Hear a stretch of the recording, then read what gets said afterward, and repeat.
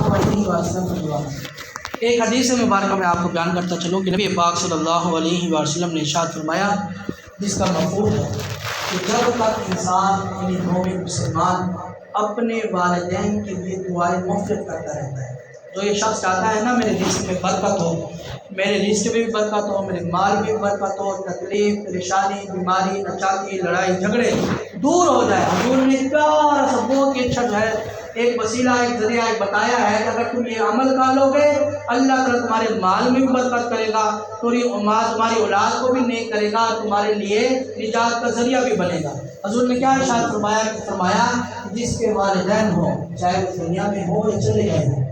जिंदा हो या वफ़ात पा गए हों, हुज़ूर ने फरमाया जब तक मुसलमान अपने वालिदैन के लिए दुआएं मग़फ़िरत करता रहता है, अल्लाह ताला उस पर रहमत की बरसात करता रहता है, उसकी परेशानी और तकलीफ को दूर फरमाता है। हुज़ूर ने फरमाया उसके माल में कभी कमी नहीं होगी, तंग दस्ती उसके पास नहीं आएगी, जो अपने वालिदैन के लिए दुआएं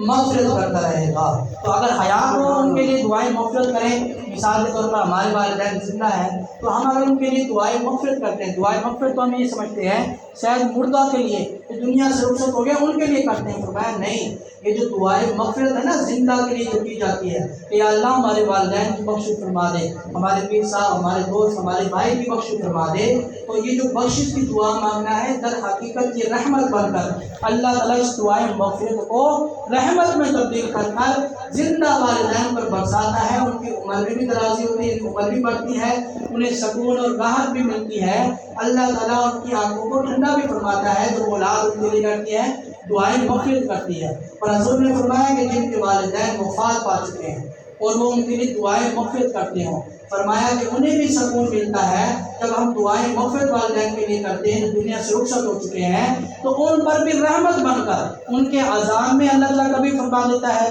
उनकी परेशानी और तकलीफ़ जो उसमें कब्र में होती है अल्लाह ताला वो भी दूर फरमा देता है। तो ये एक वसीला समझिए, ये एक जो है वो दुआ समझिए कि हमारे लिए तंगदस्ती से भी निजात है, माल में भी बरकत है। तो ये एक जो है वो एक नुस्खा है। तो अल्लाह ताला हम सबको अपने वालिदैन की कदर करने, इज़्ज़त करने, खिदमत करने, दुआएं मग़फ़िरत करने और वसीले को पेश कर रब ताला की बारगाह से हमें दुआएं मांगने की तौफ़ीक़ अता फरमाए। हमारे